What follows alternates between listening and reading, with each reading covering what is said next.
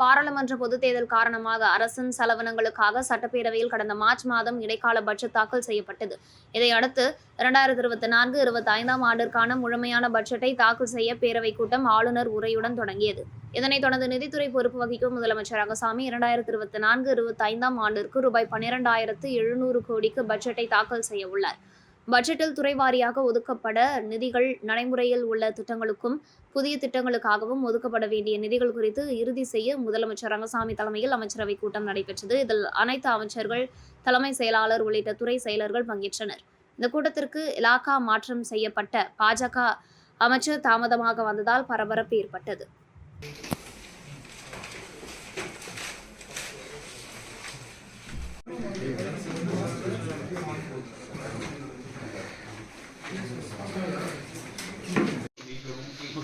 Okay.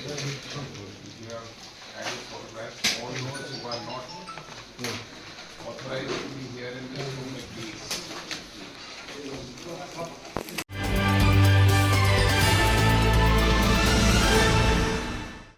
Puducherry மாநில கிராமணியார் நாடார் பேரவைத் தலைவர் முனைவர் சேவ ரத்தினார் புரந்தரதாசன் பிறந்தநாளை முன்னிட்டு புதுச்சேரி முழுவதும் பல்வேறு இடங்களில் நலத்திட்ட உதவிகள் வழங்கப்பட்டன. அதன் ஒரு பகுதியாக மணக்குள விநாயகர் ஆலயத்தில் தங்கத்தேர் இழுக்கும் நிகழ்ச்சி நடைபெற்றது. மாநில பொருளாளர் ஜனார்த்தனன் தலைமையில் காப்பாளர் மதி மகாராஜா, பொது செயலாளர் சபாபதி ஆகியோர் முன்னிலையில் முனைவர் புரந்தரதாசன் கலந்து கொண்டு தங்கத்தேர் இழுத்தார். முன்னதாக மணக்குள விநாயகர் ஆலயத்தில் அவரது பிறந்தநாளை முன்னிட்டு அபிஷேகம், ஆராதனைகள் நடைபெற்றன. நிகழ்ச்சியில் பலராமன் ஆட்டோ பவர் பேக் உரிமையாளர் ஞானவேல், ஸ்ரீ கிருஷ்ணா கன்ஸ்ட்ரக்ஷன் உரிமையாளர் ரமேஷ் மற்றும் பி. ரமேஷ், இளைஞரணி செயலாளர் செல்வகணபதி மற்றும் பேரவை பொறுப்பாளர்கள் கலந்து கொண்டனர்.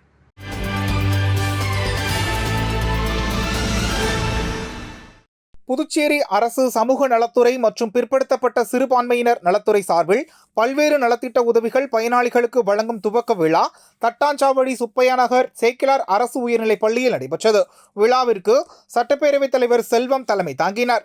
சமூக நலத்துறை அமைச்சர் தேனி ஜெயக்குமார் முன்னிலை வகித்து நோக்க உரையாற்றினார். இவ்விழாவில் முதலமைச்சர் ரங்கசாமி சிறப்பு விருந்தினராக கலந்து கொண்டு மாற்றுத்திறனாளிகளுக்கு விலையில்லா 3 சக்கர மோட்டார் வாகனங்களும், பள்ளி மாணவ மாணவிகளுக்கு மிதிவண்டிகள் மற்றும் மலை கோட்டுகளும், 60 வயதை கடந்த மூத்த குடிமக்களுக்கு போர்வைகள் மற்றும் காலணிகள் உள்ளிட்ட நலத்திட்ட உதவிகளை வழங்கினார். விழாவிற்கான ஏற்பாடுகளை சமூக நலத்துறை இயக்குனர் ராகினி, சமூக நலத்துறை துணை இயக்குனர் ஆறுமுகம் மற்றும் சமூக நலத்துறை அதிகாரிகள் செய்திருந்தனர்.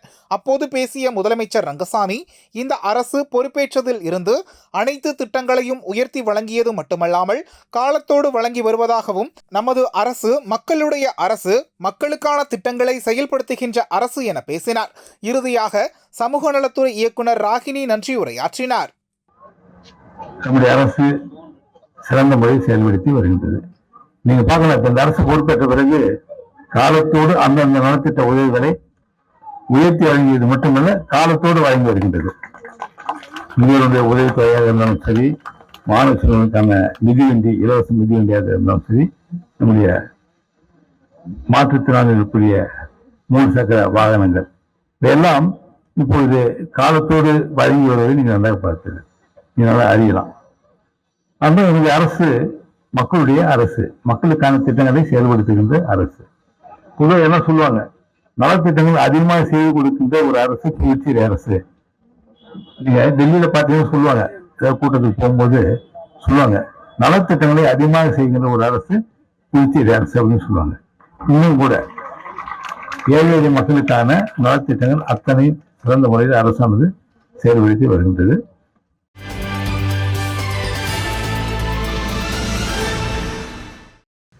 ஆதிதிராவிடர் மற்றும் பழங்குடியினர் நலத்துறையில் கடந்த 25 ஆண்டுகளாக பணிபுரிந்து வந்த சமையல் உதவியாளர் கஸ்தூரிபாய் பணி நிறைவு பெறும் நிலையில் ஆதிதிராவிடர் நலத்துறை இயக்குநர் இளங்கோவன் அறிவுறுத்தலின் பேரில் அவருக்கு பணி நிறைவு பாராட்டு விழா கிருஷ்ணா நகர் அரசு மாணவியர் விடுதி வளாகத்தில் நடைபெற்றது. விடுதி காப்பாளர் கவிதா தலைமையில் நடைபெற்ற விழாவில் சிறப்பு விருந்தினராக ஆதிதிராவிடர் நலத்துறை இயக்குநர் இளங்கோவன் கலந்து கொண்டு கஸ்தூரிபாய் 25 ஆண்டுகால சேவையினை பாராட்டி சால்வை அணிவித்தும் பரிசு வழங்கியும் வாழ்த்து தெரிவித்தார். விழாவின் முடிவில் கஸ்தூரிபாய் மற்றும் அவரது குடும்பத்தினரை யாரும் எதிர்பார்க்காத வகையில் இயக்குநர் இளங்கோவன் தனது காரிலேயே வீட்டிற்கு அனுப்பி வைத்தது அங்கிருந்தவர்களிடையே நிகழ்ச்சியை ஏற்படுத்தியது. நிகழ்ச்சியில் துறை கண்காணிப்பாளர் வேல்முருகன், அதிகாரிகள், ஊழியர்கள் மற்றும் மாணவிகள் கலந்து கொண்டனர்.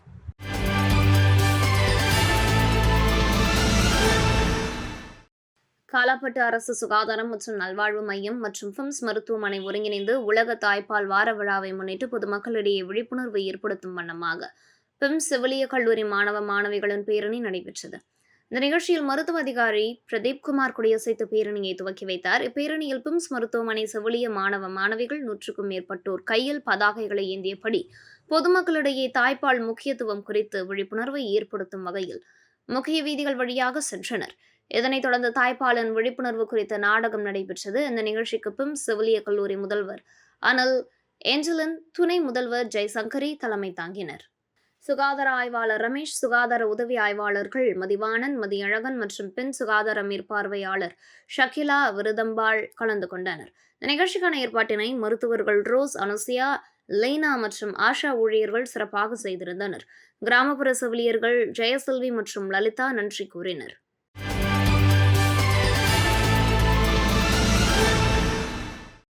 கொடாத்துர அரசு உயர்நிலைப் பள்ளியில் இளைஞர் மற்றும் புதுவை நகைச்சுவை மன்றமும் இணைந்து கைபேசி மாணவரை சீர்படுத்துகிறதா சீரழிக்கிறதா எனும் தலைப்பிலான சிறப்பு பட்டிமன்றம் நடைபெற்றது.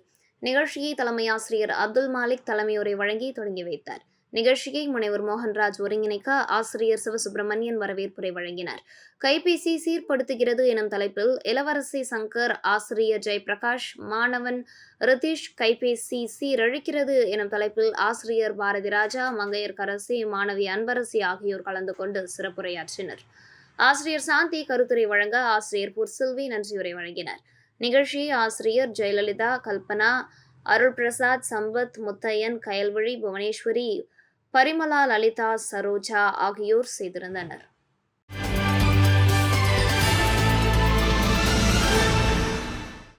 பாகூர் கொம்யூன் மூர்த்திக்குப்பம் அரசு தொடக்கப் பள்ளியில் காய்கறி தின விழா நடைபெற்றது. பள்ளியின் தலைமை ஆசிரியர் சரவண பெருமாள் தலைமையில் நடைபெற்ற இவ்விழாவில் ஆசிரியை நவநீதம் வரவேற்று பேசினார்.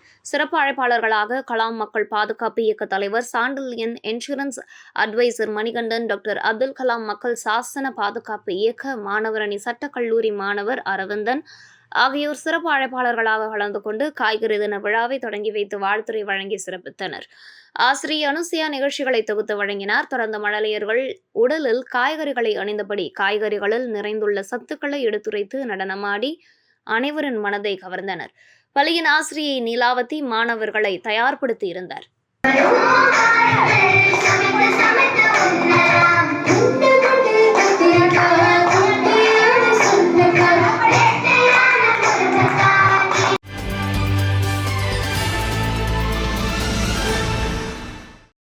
திருவண்டார்கோவில் அரசு பெண்கள் மேல்நிலைப் பள்ளியில் 2024ஆம் ஆண்டிற்கான விளையாட்டுப் போட்டி நடைபெற்றது. தொடர்ந்து பரதநாட்டியம், பாட்டுப் போட்டி, பேச்சுப் போட்டி உள்ளிட்ட பல்வேறு கலை நிகழ்ச்சிகள் நடைபெற்றன. இதில் வெற்றி பெற்ற மாணவர்களுக்கு பரிசளிப்பு விழா நடைபெற்றது.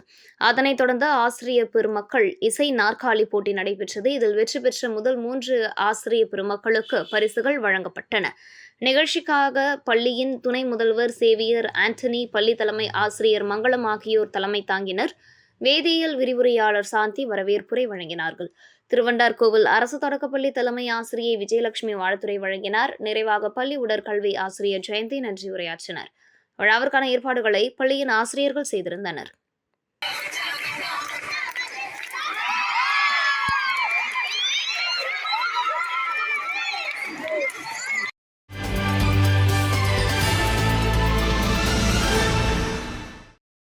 பாகூர் மேற்கு வீதி அருள்மிகு ஸ்ரீ பூலோக மாரியம்மன் கோவில் சடல் உற்சவம் கொடியேற்றத்துடன் தொடங்கியது.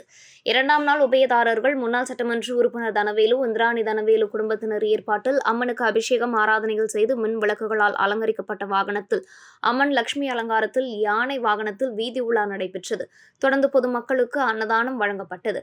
இதில் திரளான பக்தர்கள் கலந்து கொண்டு சாமி தரிசனம் செய்தனர். இதற்கான ஏற்பாடுகளை உபயதாரர், முன்னாள் சட்டமன்ற உறுப்பினர் தனவேலு குடும்பத்தினர் மற்றும் கௌரவ தலைவர் கணேசன், தலைவர் தாமோதரன், துணைத் தலைவர் முருகன், செயலாளர் கண்ணன், பொருளாளர் வேல்முருகன் மற்றும் உறுப்பினர்கள், கிராமவாசிகள் செய்திருந்தனர்.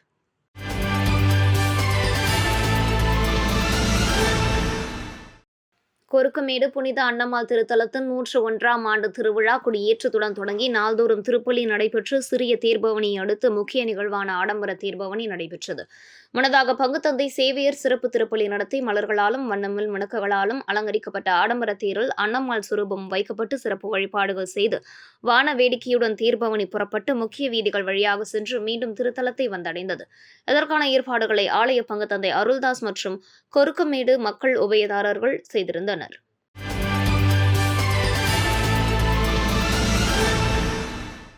தற்போது ஓராண்டு காலமாக தலைமைச் செயல் அலுவலராக கூடுதல் பணி அமர்த்தப்பட்ட நரேந்திரன் பொறுப்பேற்று காரைக்கால், மாஹே, யானம் ஆகிய 3 பிராந்தியத்தில் செயல்பட்டு கொண்டிருந்த காதி பந்தார்களை மூடி சீல் வைத்துள்ளார். மேலும் வாரியத்தின் முதுகெலும்பான சோப்பு, மெத்தை, கதர் நூல் உற்பத்தி கூடங்கள் மற்றும் ஸ்டீல் பர்னிச்சர் உற்பத்தி செய்யும் தொழில் கூடங்களுக்கு தேவையான மூலப்பொருட்களை வாங்கி கொடுக்காமல் மூடிவிட்டு இங்கு பணிபுரியும் மேற்பார்வையாளர்களை புதுசாரத்தில் இயங்கும் தலைமை அலுவலகத்திற்கு வந்து வேலையில்லாமல் அமர வைத்துள்ளார். மேலும் ஊழியர்களுக்கு அரசு வழங்கும் சம்பளத்திற்கான பணம் ஒதுக்கப்பட்ட போதிலும் அதனை உரிய நேரத்தில் வழங்காமல் காலதாமதம் செய்து வருகிறார்.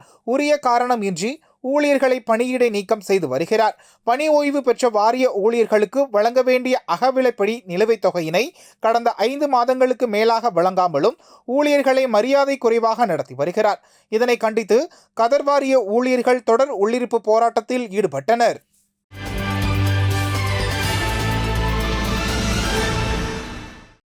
காரைக்கால் மாவட்டத்தில் உள்ள சுண்ணாம்புக்கார வீதியில் வசித்து வரும் அசரப் அலி என்பவரது வீட்டில் என்ஐஏ அதிகாரிகள் 5 மணி நேரத்திற்கு மேலாக சோதனையில் ஈடுபட்டனர். அப்பொழுது காரைக்கால் மாவட்ட போலீசார் அப்பகுதி முழுவதும் பாதுகாப்பு பணியில் ஈடுபட்டனர். மேலும் என்ஐஏ அதிகாரிகள் சோதனையின் போது செல்போன்கள் மற்றும் முக்கிய ஆவணங்களை எடுத்து சென்றதாக தகவல் வெளியாகியுள்ளது. இந்த நிலையில் என்ஐஏ அதிகாரிகள் சோதனையில் ஈடுபட்டதால் பெரும் பரபரப்பு ஏற்பட்டது.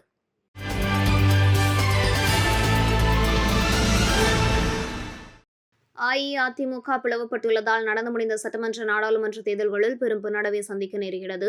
இதனால் அதிர்ச்சிக்குள்ளான அதிமுக தொண்டர்களும் நிர்வாகிகளும் கழகத்தை தொடர் தோல்வியில் இருந்து காப்பாற்றி சசிகலா தலைமையில் ஒன்றிணைய முன்வர வேண்டும் என்ற கோரிக்கை அதிகரித்துள்ளது. இதனை வலியுறுத்தும் விதமாக விழுப்புரத்தில் பல்வேறு இடங்களில் ஒட்டப்பட்டுள்ள சுவரொட்டிகள் அனைவரின் கவனத்தையும் ஈர்த்துள்ளது. விழுப்புரம் பழைய பேருந்து நிலையம், புதிய பேருந்து நிலையம் என பல்வேறு முக்கிய இடங்களிலும் ஒட்டப்பட்டுள்ள இந்த சுவரொட்டிகளில் பிரிந்திருக்கும் இயக்கங்கள் ஒன்றிணைய வேண்டும் என்பதே சசிகலா மற்றும் தொண்டர்களின் விருப்பம் என்றும் தமிழகத்தையும் தமிழ் மக்களையும் காத்திட ஒன்றிணைவோம் என சபதம் ஏற்போம் என்று வாசகங்கள் குறிப்பிடப்பட்டுள்ளது. இந்த சுவரொட்டிகளை அஇஅதிமுகவிலிருந்து பிரிந்து சென்ற இபிஎஸ், ஓபிஎஸ், டிடிவி தினகரன் மற்றும் புதிய நீதி கட்சி தலைவராக உள்ள ஏசி சண்முகம் ஆகியோர் அணியில் உள்ள நிர்வாகிகளால் இணைந்து ஒட்டப்பட்டுள்ளது. விழுப்புரம் நகரில் பல்வேறு இடங்களிலும் ஒட்டப்பட்டுள்ள இந்த சுவரொட்டிகள் அனைவரின் கவனத்தையும் ஈர்த்துள்ளது.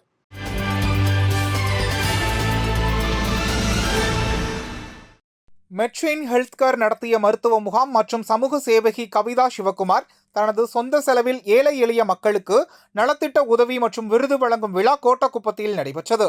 விழாவில் சிறப்பு அழைப்பாளராக நகர்மன்ற தலைவர் ஜெயமூர்த்தி, காங்கிரஸ் கட்சி சட்டமன்ற தலைவர் வைத்தியநாதன் கலந்து கொண்டு பொதுமக்களுக்கு அரிசி மற்றும் மளிகை பொருட்களை வழங்கி நிகழ்ச்சியை தொடங்கி வைத்தனர். இதனைத் தொடர்ந்து விழாவில் 500 பேருக்கு அன்னதானம் வழங்கப்பட்டது.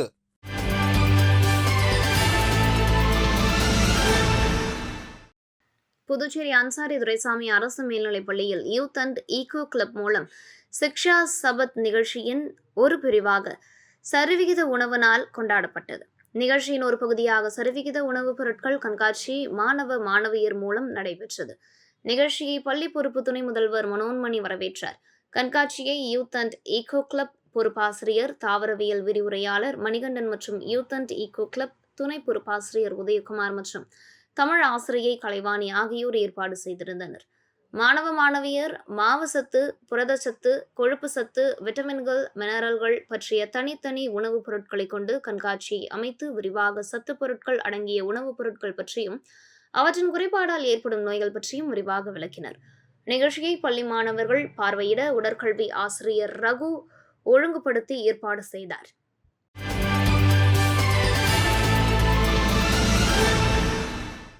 வள்ளலார் அரசு பெண்கள் மேல்நிலைப் பள்ளியில் மாணவியர் அன்னையர் சந்திப்பு விழா நடைபெற்றது.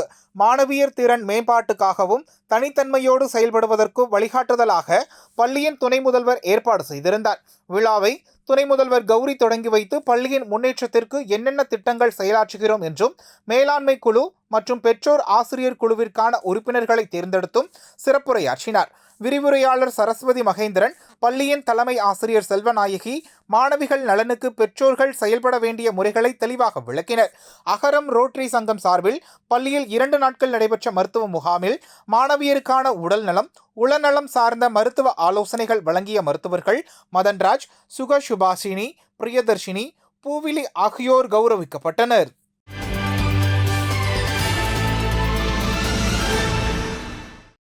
காராமணிக்குப்பத்தில் உள்ள ஜீவானந்தம் அரசு மேல்நிலைப் பள்ளியில் பணி நிறைவு பாராட்டு விழா நடைபெற்றது.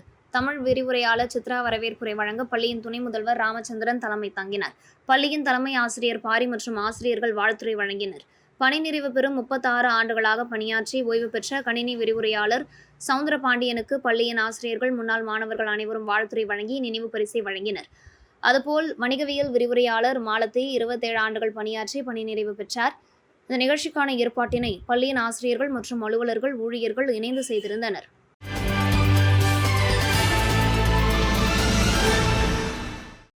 ஸ்ரீராம் நகர் மக்கள் விழிப்புணர்வு நலசங்க தலைவரும் ஸ்ரீராம் நகர மக்கள் தலைவருமான அற்புதராஜ் பல்வேறு சேவைகளை செய்து வருகின்றார். அதன் ஒரு பகுதியாக சங்க அலுவலகத்தில் நடைபெற்ற விழாவில் பொதுமக்களுக்கு புடவை உட்பட பல்வேறு நலத்திட்ட உதவிகள் வழங்கினார். இதில் சங்க நிர்வாகிகள் ராஜீவ், புன் செந்தில்குமரன், பால்வண்ணன், திவ்யா, பலராமன், ராமலிங்கம், மேகநாதன், ஜெயக்குமார், திருமால், சந்திரரீரோ, ஆனந்த தேவராஜ்லு, இளஞ்செழியன், ஏழுமலை, ஐயப்பராஜ், ஜெயக்குமார், வார்டு உறுப்பினர் தமிழ்செல்வி, தட்சிணாமூர்த்தி மற்றும் அனைத்து நிர்வாகிகளும், உறுப்பினர்களும், செயற்குழு உறுப்பினர்களும் கலந்து கொண்டனர்.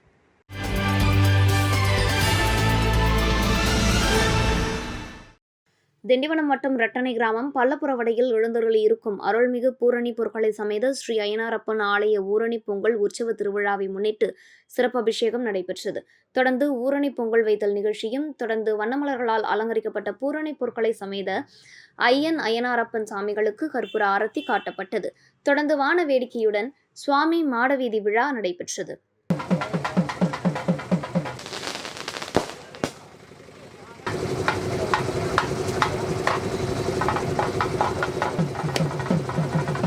இதேபோல் திண்டிவனம் வட்டம் அங்கனிக்குப்பம் அருள்மிகு ஸ்ரீ பூரணி பொற்களை சமேத ஐயர் அய்யனாரப்பன் ஆலய 2ஆம் ஆண்டு திருவிழாவை முன்னிட்டு சிறப்பு அபிஷேகம் நடைபெற்றது. தொடர்ந்து ஊரணி பொங்கல் வைத்தல் நிகழ்வும், தொடர்ந்து வண்ணமலர்களால் அலங்கரிக்கப்பட்ட பூரணி பொற்களை சமேத அய்யனாரப்பன் சாமிகளுக்கு கற்பூர ஆரத்தி காண்பிக்கப்பட்டது. தொடர்ந்து வான வேடிக்கையுடன் சாமி மாடவீதி விழா நடைபெற்றது. இதில் சுற்றுவட்டார கிராம பொதுமக்கள் கலந்து கொண்டனர்.